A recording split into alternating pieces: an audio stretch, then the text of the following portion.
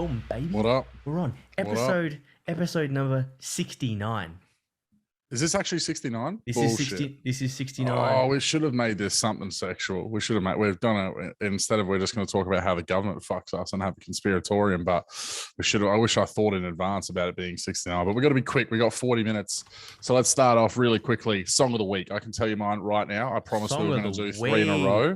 We said we were going to do 3 in a row, and we're bringing it. It's a song called Pumbaachu, P00MBACHU, by our man Jason Richardson and Luke Holland. I heard it for the first time today, and it's already song of the week.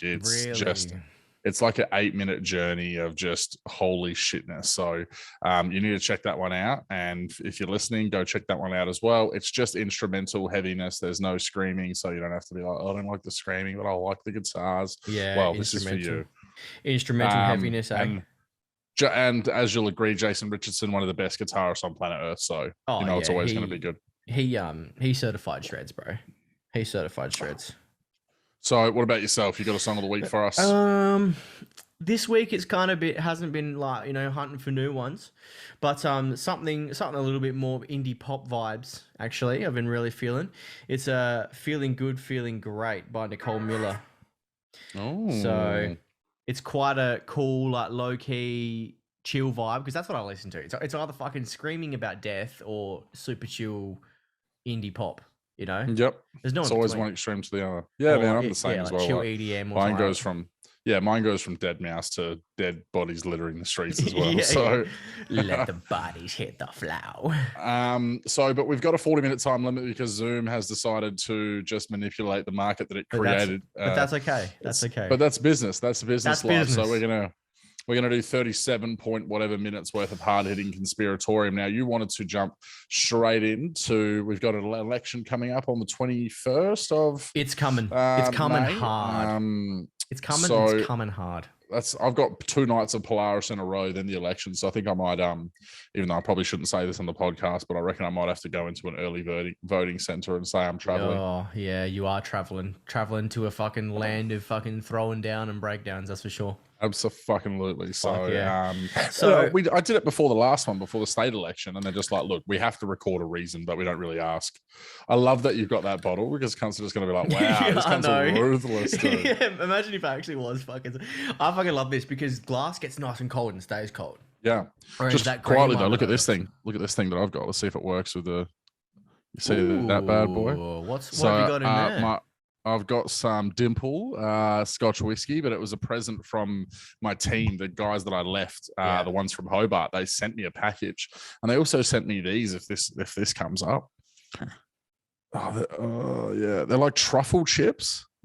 Oh, it's fucking the old green screen's ruining it, but I get you. They're like truffle chip. Yeah, it says black truffle crisps, and they're either going to be really amazing or fucking garbage. So black truffle crisps. Yeah. I know. Shit, have you not had one yet? No. I grabbed the collection. All right, hold on a sec. Go on. Oh, invisible truffles.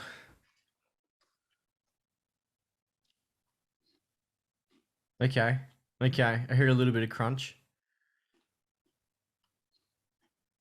Are they crunchy? They're fucking amazing. Holy shit. Fucking hell, man. We are Truffle Hunter is the company. We are UK's leading truffle experts. Well, I'll tell you what. I agree. You can lead that taste into my fucking taste buds if you want. That's good. They're good. No shit. So there we go. Save one for me for on Saturday. I want to try it. Well, there's no way to reseal it. It's just like a bit of alfoil popped off the top. So once you're in, you're on. I'll have to put a few in a snaplock bag or something. Yeah, snap it up. I'll put a couple in a snaplock bag, and that way you can try some on Saturday for my birthday. But look, let's get into it. Speaking of snapped, crackled, and popped. Let's talk about some of these fucking politicians that are about to lose their jobs, eh? So, obviously, before you go into a couple of these policies of these parties that people should be looking into or considering, I guess, I think the main thing to say is that, most people understand inherently that the two-party system is pretty broken and that we just keep flip-flopping between these two major parties who give us all these promises. And look, even when you go through these other policies of these smaller ones, they're likely not to deliver on a lot of what they say they're going to either. And I think that, you always need to take these things with a grain of salt. I think the important thing, and this is what I will say to anyone who's a little bit unsure, is find an independent party that has policies that you agree with and vote for them, just because what is the most important thing is that we show our dissent from the two major parties. That's what I think has to be done. So if we can see that for the first time ever, over 20% of all voters voted independent, more than in the history of any election, that's a massive statement that people are going to take notice of, and that we've never done before. So I think if there's any real advice that I want to give anyone, it's to find an independent party outside of the two major ones that just keep selling us the same bullshit and never delivering on any of it. Because they all have arguments for why they're shit and why they might be better. That's the problem. Yeah, and you know what? All you've got to do is number Liberal and Labor last. That's all you got to do, right? Yeah. Have a look. Like we're going to go through a couple of policies, a couple of different parties, and go through their policies and have a quick gaze, right? Just to give you an idea, if you like us, right, and you want some fucking change. I genuinely used to think that because the system was so inherently flawed and corrupt and broken that there wasn't even a point in voting. Now, when Donald Trump got in, right, it showed that the only way to beat them, right, is to get change from the inside, starting from ground roots, right? Because if they keep perpetuating this system, we're not going to get anywhere. So at least, right, as much as I think the whole fucking system's trashed, right? But all we can do is go out there and put the two-party system, put them last, right? Yeah. If we can even get some independent seats in there to make it more difficult for them to put through bullshit policies, we're better off. Yeah, we're better off. And just to create a bit of anarchy, I guess, really is what we want to do, is just kind of like, because again, not that I'm saying that, the independent parties, their promises, they're definitely going to deliver on. I've seen enough of the political landscape to know that, they're probably all just as full of shit. It's more about showing, it's more about the statement that it makes for us to all be showing the two major parties that we've become disenfranchised so much to the point that we're giving our vote to anyone who's not them. I think that is the most important part, because they are still well under the impression that we're just going to keep going one way, then the other way, then the other way, and just doing that over and over again until the end of time. So I think now is the time to go and do something a little bit different. So that's probably my biggest advice. But share your screen there, Tyson, and take us through a couple of the policies that have drawn or got your attention the most. A couple of the parties that I've really found and had a bit of a look into, especially these guys, Liberal Democrats, right? Myself and Danny Mans, we were talking about this recently, and he was like, "Hey, have you looked into the Liberal Democrats?" And I was like, "No, not like too hard. I was mainly looking into the United Australia and One Nation party, right? Because they're the kind of bit of a bigger independent party." And then he was like, check out Liberal Democrats, and was spitting some of the stuff at me. And then I went on their YouTube channel and listened to their videos about their Freedom Manifesto, they call it.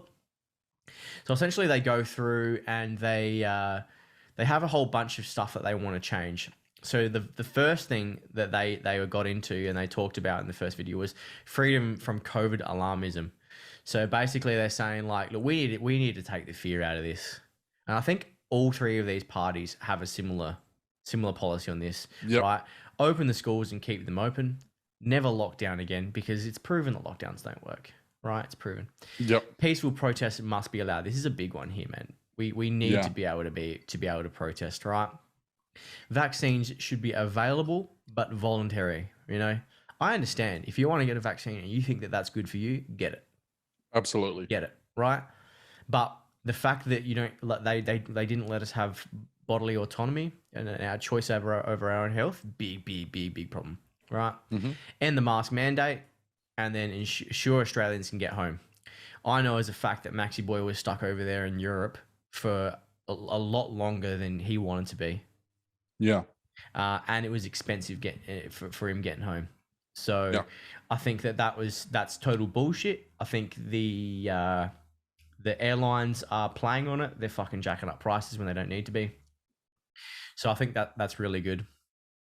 So they're going on here about, like, remove the border closures and travel restrictions, remove contact tracing, that's already gone, but social distancing, mandatory self-isolation, investigations. I think kicking in some fucking investigations into this whole schmozzle will be a good thing.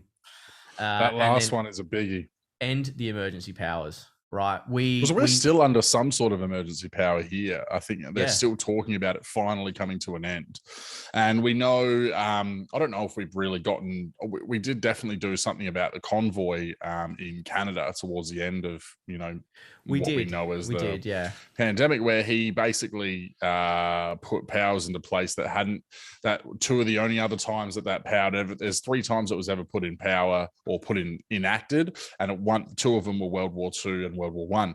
And that's how big these powers were. And he enacted them or restarted them or put them in place again for a protest and for the blockade. And that was just insane. So the ability for these governments to be able to have that kind of power where they can basically say, and you know what the thing is that this actually goes back, that conspiracy, right? I guess you could call it, goes back to well before the pandemic. If you remember, all of us, talking about watching the executive orders that Obama was putting into place, and what the whole FEMA camp, conspiracy, right? So one of the early conspiracies that I ever was, I guess aware of was that there was going to be something that was going to lead to the government needing to basically put us into camps, and that they were going to be able to enact these executive order level powers that allowed them to take over complete control of military, electricity, internet, whatever, those kinds of things, right? And that was the original conspiracy. And I guess we got pretty fucking close to that, all coming to fruition. In some places, they were getting put into fucking quarantine camps, in the Northern Territory and stuff. So there seems to be a little bit of truth, I guess, to the scariness of those executive orders or that legislation that allows governments to take complete control of all utilities and things like that. I think that's definitely something that we should all be aware of, and making sure that we're making noise about putting a stop to, especially when you give someone like a Dan Andrews or whatever just an insane amount of power. Well, they played on it. Corrupting inherently. They played on it. They 100% played on it. They knew this was going down, and they were like, this is the time that we're going to be able to sneak some shit in. So these guys here, they want to roll it back, right? So another thing about elections, we'll just touch on each of these quickly here, but they want to make recall elections available, right? So they want to make the citizens the right to recall power mad politicians, right? Enable a citizen's veto on any legislation. That's crazy. That's nuts. I think that's fucking amazing. And if that actually gets through, big changes are going to happen, because that's the start of an actual bottom-up democracy where what we do at a ground level actually matters. Yeah, exactly. And then make voting voluntary, right? Because here's the problem. I didn't know this until recently. If you go in there and you donkey vote, like last time I went in there and I wrote the system is a lie on the piece of paper, right? Yeah. It's not wrong, right? But the problem is I didn't know, but if you go in there and you donkey vote, your vote then gets automatically given to the incumbent. Yeah. Yep. So we were unknowingly perpetuating our own fucking problem here. Right. So I think making voting voluntary is good, because not everyone cares. And I understand that. People are just trying to get by. Some people just don't have the time to look into this shit. Hence why we're doing it. Which means their vote again goes to the incumbent. These two parties. Exactly. It goes to the parties that are pushing, right? A bit into the old financial systems here. So they want to cut 10% to all federal departments besides defense, which makes sense, right? So they're saying that heaps of these departments are just bloated, basically. Yep. So a 10% cut to these departments would be a big bit of budget that they can claw back and put into better things, and then a further percent per year cut to all federal departments besides defense. All right. Abolish duplicate departments. So the federal government doesn't run any hospitals or schools, yet still runs the bloated Department of Health and Education. So that, defund the ABC and SBS, right? Nobody gives a fuck. Nobody watches either of them. Why are we paying for it? Yeah. Right. Abolish all nanny state advertising, right? So this is cool here. The role of the government should be to protect the people's liberty, not mold their behavior at their own cost. Yeah. All right. Abolish subsidies for renewable energy. All right. See, renewable energy is important, and I do think that we do need obviously renewable energy, right? But yeah, it's not the be all and end all at the moment, right? No, it's not.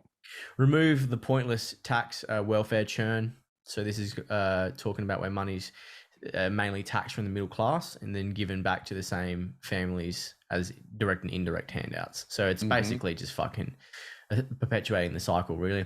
Reduce politicians' pay by 10%. You don't need to be making fucking $500,000 a year. You know what I mean?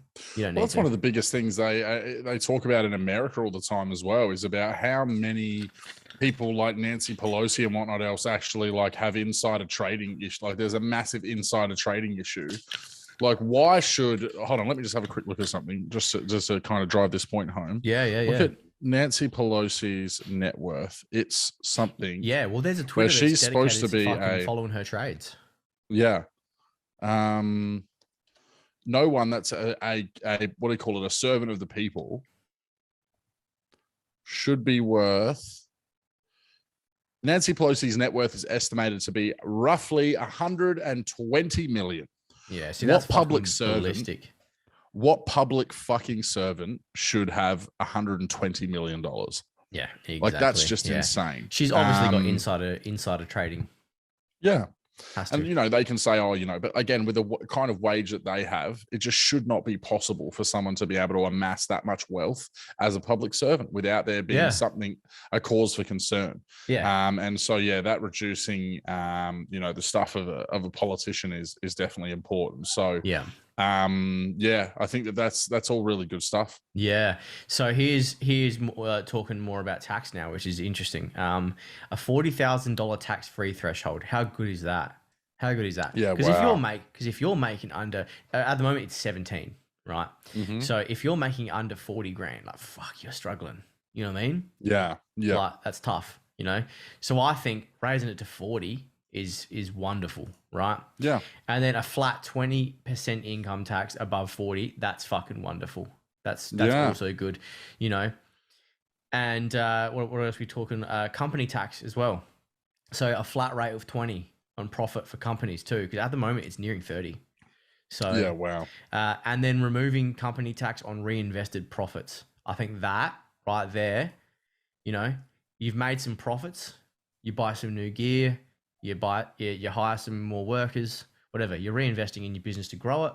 I think that would really, like they're saying here, they're increasing prosperity, allowing for more employment, all these kind of things that, like, if you've got more money, then you've got more money to pay your employees, higher wages, lower prices, more incentive, then which also brings on more competition because you're going to want the best people going to the best companies at that point.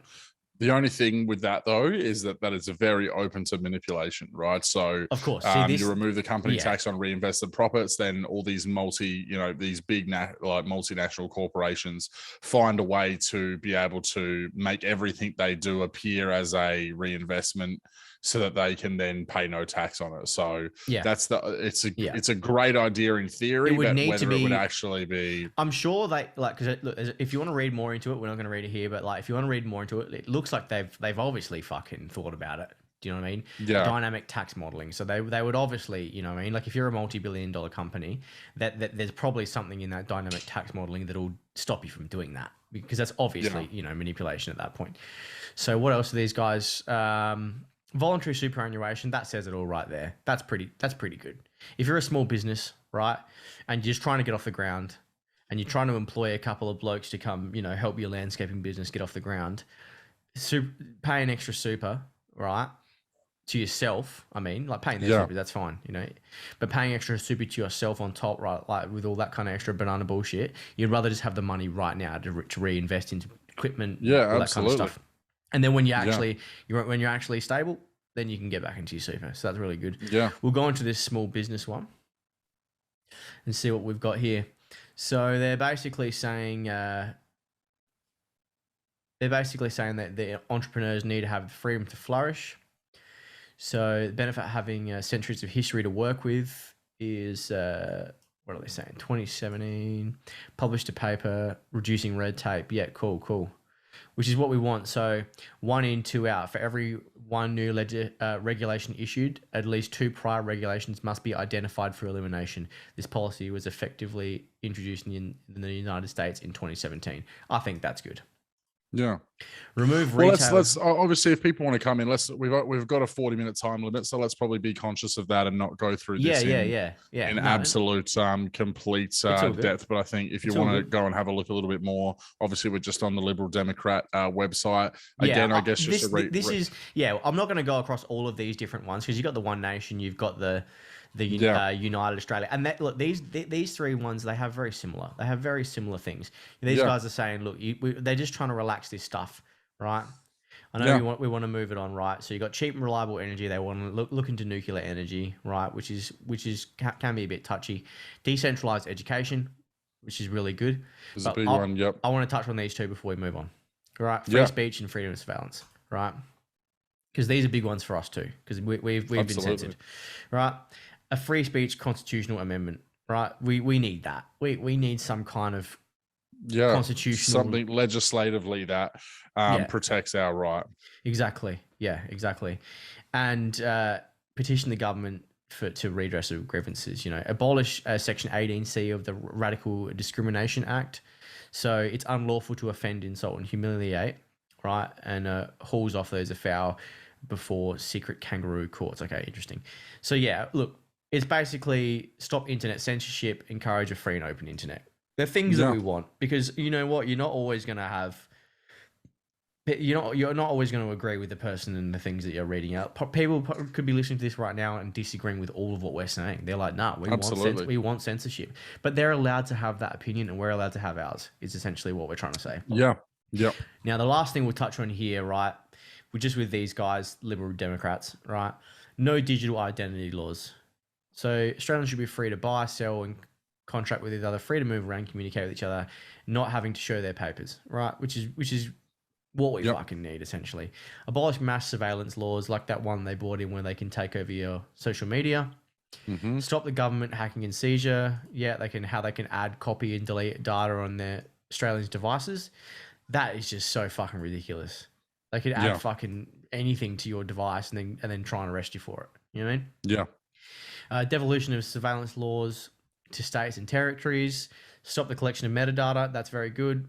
Require warrants for targeted surveillance on individual Australians. That's good because you need to get put in some effort to actually be able to do it. At the moment, they can just do it. No cash bans. Stopping attacks and encryption.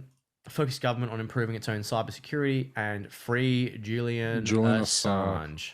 How good is that? We won't go in any further. A lot of One Nation, they're kind of doing some similar stuff. I've had a little bit of a look into it, a little bit different, but stuff about medicinal cannabis and stop the rorts, certainly firearms and all that kind of stuff. I just wanted to go over the Liberal Democrats because they're the ones that recently I looked into and they had some good policy. Yeah. So. And I think that, again, I guess going full circle is the thing that we ask everyone to do if they're unsure what they're going to do on the election day. Have a look into some of these and go, what are the policies that resonate the most with me? Again, you may not vote them into power, but your vote, along with a lot of other people that are being tired of the 2-party bullshit system, may also do the same. And it may also just at least show that we may win some seats. That's a big thing. And we may also allow, it may just make our voice heard that we're tired of this same redundant fight between the two. So that's the biggest thing that we're trying to get through here essentially is it's been so long of the 2-party system that it's become a joke. So now it might not be this election, it might not be the next, but I'm telling you, the more and more people are waking up. So even if we've just swayed one person now to just go, you know what, I don't normally believe in voting, I don't normally care, but just go out there and just put Labor and Liberal to last. That's all you got to do. Yeah. That's all you got to do. If you don't want to do the research, just put it last. Yeah, I think that's a good way to wrap up our little election section. Let's call it election section. Fuck yeah! So what did you want to touch on in the old conspiratorium?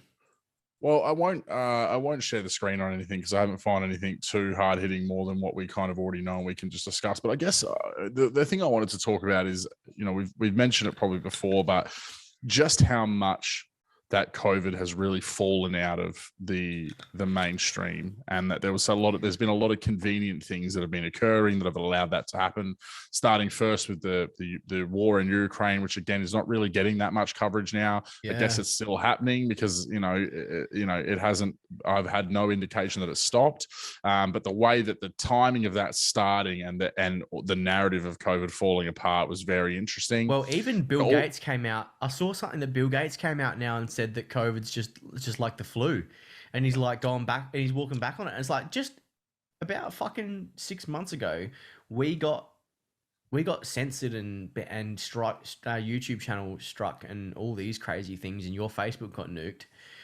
because that was disinformation. But now Bill Gates is coming out and saying it. Like, I'm just confused, man. Yeah, man, absolutely. And again, it's the same thing with this, with the Will Smith slap and the Amber Heard trial. Like, they literally made some excuse why they couldn't televise the Ghislaine Maxwell trial, but then it's been wall-to-wall coverage of this fucking Amber Heard one. Yeah. And I really am now convinced that the Ghislaine trial was just a way to basically say, yeah, look, we're closing the case, done and dusted. There's nothing else to see here, because they never went into any of the contacts, any of the things that we know existed. So I think this was their attempt to kind of say, yeah, look, some justice was served. She's ended up just being a patsy of sorts. Now, I haven't even heard a sentencing. No, yeah, she got a sentence. It's basically, because she's what, 60, 50 something? Yeah. I think originally it was like 50 plus years, and then they brought it down to like 30 or something like that. But if you're 60, that's a life sentence, man. She's probably going to end up in the same kind of prison situation that fucking he was when he went to jail. When she's probably he was just basically able to, like, no, I'm not even saying the second time. He's actually done a sentence for one of his earlier convictions where he was basically just in a house, like, on house arrest, but was still able to have visitors and was basically not arrested at all. Right. So I'm sure that because of how many favors she's done by taking all of the brunt of this, that she's going to end up in a very similar, very comfy, very cushy situation, probably doing the same thing she's always done. So, but yeah, I think the concerning thing is that it's, after it has been just a relentless attack from the media about everything COVID related, we're just seeing it slowly fall out of the news. But the one big thing that has happened is that some documents got released recently from Pfizer. I believe that these are part of the I don't think this is all of them, because I think share the article you had. Share the screen. Okay. Yeah, because at least people can see it's not just us saying it. Yeah. This is actually happening. Because some documents and some papers, or more papers, came out about Pfizer and the efficacy, essentially. Yeah, so Pfizer COVID vaccine was just 12% effective. Yeah, it was just 12% effective against Omicron in kids 5 to 11, study shows. Now, so there's two major things concerning with this, is that obviously, first of all, they're saying plummeted. So New York State officials found the effectiveness plummeted from 68 to 12% from children aged. Let's also take a notice of the fact that 68% is really not that high for something that they mandated, right? Yeah. And then also, is that saying 68%? That what that doesn't tell you is that 68% for the most vulnerable, like let's say our really elderly with comorbidities anyway, and it was still only 68%, all the way down to 12% for kids between 5 to 11. So then that means if 68%, let's say, is a 90-year-old or whatever, that's, clearly any sort of respiratory illness is probably going to do some damage. Does that mean that a 80-year-old was 57, a 70-year-old was 52? Do you know what I mean? Like, you can imagine the scale. So let's say someone like ourselves at a all of us 20 to 30-year-olds are probably sitting somewhere around the 25% at most. Yeah. And they've literally made us, and they've literally made us like not see family, lose jobs, choose between careers, and couldn't go to funerals. All of that kind of stuff over something that was that ineffective. It's just absolutely mind-blowing to me that this was something that was, and again, this is all coming out now, but if we came out and said we don't think it's that effective. If we came out 6 months ago and said the Pfizer vaccine was 12% efficacy, this episode would have been fucking taken off YouTube so quick. Then this is CNBC saying this. Isn't us just fucking saying this. This is CNBC. No, this is a mainstream article. So it's just, for me, again, all of the what do you call it? All of our conversations about this are coming home to roost now. Not only that, we've now, as we said in the last episode, we've got anecdotal evidence of us actually, all of us and our friends and family having COVID. Yep. No one really getting all that sick. The few people that really have seem to be massive outliers. They're not the majority by any stretch. And again, you don't mandate vaccinations and lock down entire countries unless the thing is doing the damage that you believe or you say that it is, which is clearly just not the case here. So it's really disappointing and I guess heartbreaking for me, because this is one of those things you almost want to be wrong on, right? You don't want to be right that this was just such an absolute load of shit, but it seems like it may have been nail on the head. And I guess I'm just concerned, though, that I don't know if we've really learned enough out of this. Like, the one thing that I will say is, again, they tried to make another status. Another mainstream article, news organization shared, like, you're not fully vaccinated with 2 vaccines.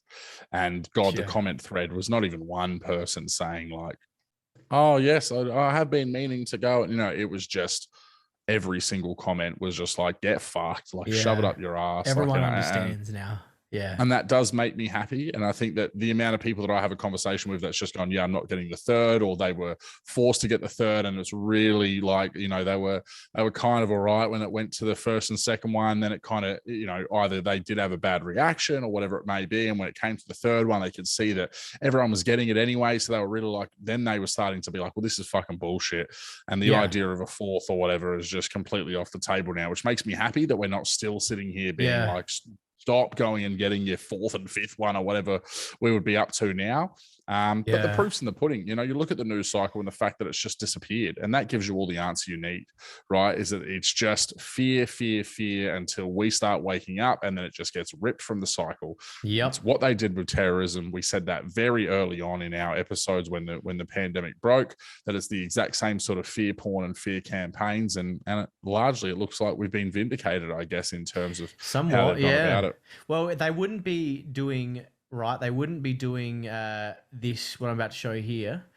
They wouldn't be doing this Ministry of Truth, this disinformation governance board that Joe Biden has just announced, essentially. So this is an article of DeSantis saying that this Ministry of Truth board should be killed off, because essentially what's happened is, if you haven't heard, Joe Biden's announced this government department, an official department called the Ministry of the Disinformation Governance Board. There it is. Yeah. And it's headed by this quite young girl. I think she's like 33, so pretty young, like our age, right? Mm-hmm. And it is just ballistic. Like, she's singing songs about like how bad this misinformation is, and it's just look, I haven't looked into it too much because I don't think it's going to go anywhere, and they've really only got as much power as we give them. Yeah. But isn't it just crazy, like how much they're floundering and how much they're really starting to panic, because they're actually having to announce this government agency that's dedicated to mis and disinformation, which I think is just going to fail, because at the end of the day, now that Elon Musk has purchased Twitter, he's going to allow free speech on Twitter, and there's going to be free speech on Truth Social and Telegram and a lot of these other apps that don't censor. And then you're going to have Facebook, Instagram, TikTok, all these other ones that are a little bit more, well, not a little bit more, that are controlled, that are going to be policed by this board. And people are going to be like, I don't understand. Like, why is half of the places saying this and half of the places saying that?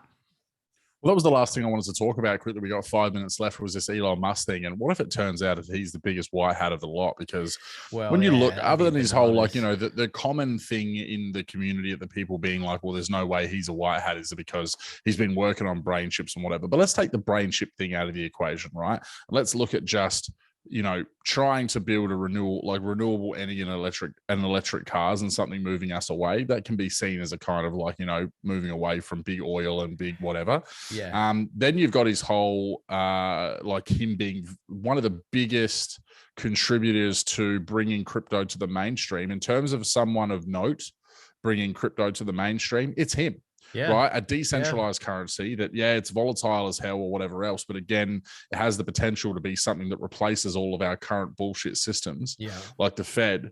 And now, you know, being incredibly vocal about free speech, and then, like you explained a couple of episodes ago, obviously his move to offer Twitter something where they either had to, you know, they were in a position where they basically couldn't say no without middle fingering all of their shareholders and showing their cards that they were just a bunch of, you know, censorship fiending lunatics. And, you know, if he, I guess, does the things that it seems like he's going to, ends up being one of the biggest, you know, white hat plays that we've seen and that we've kind of been expecting to happen for the longest time. We knew that social media was obviously the biggest player in all of this, because it's allowed so many people to, you know, get information from, I guess, third-party sources, people that want the truth to get out there. They've tried their best to kind of make censorship run rampant, and now, you know, they're trying to start their own ones. And also people are looking to buy them back up with under the guise of wanting to reinstate these kinds of things, exactly like some of those policies that we saw with the mass surveillance and censorship. So yeah, it's an interesting thing. I'm not completely sold yet, but whatever is going to happen with Twitter over these next couple of months, obviously I've kind of been tuned out a little bit, but I know that Veritas has been doing heaps of exposés on Twitter and has even more stuff coming out. So before we come and talk about it again, and now that we're getting back into the pods, I'll go and do a little bit of real digging into all of the Veritas stuff. And I think that's good. When we have a chat again, we'll dig a little bit further into exactly what's going on. But all I can say is hold on to your hats, because there's definitely some rumbling in the waters at the moment. There's some big shit going on, and what's happening with crypto at the moment is another indicator. You know, you've got the deep state quite angry about the fact that they don't want this alternate system to take over, so they're trying their hardest to bring it down. They really are. So absolutely, my man. So but look, that was just a little quick fire 40 minutes. We've still got a sale on at the moment, the redundancy sale. I'm not yet to have a job. I had my final interview on Monday. I'm waiting to get a call back this week, but obviously we'll leave it running for a little bit longer for the homies.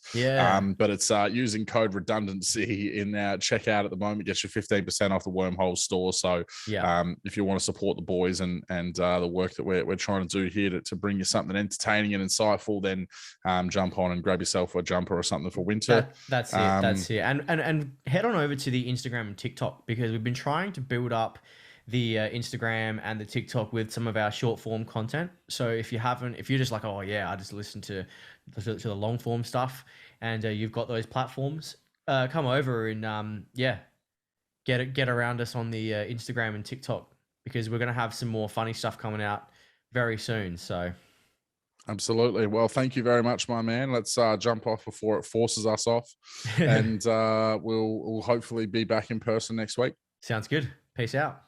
Peace out.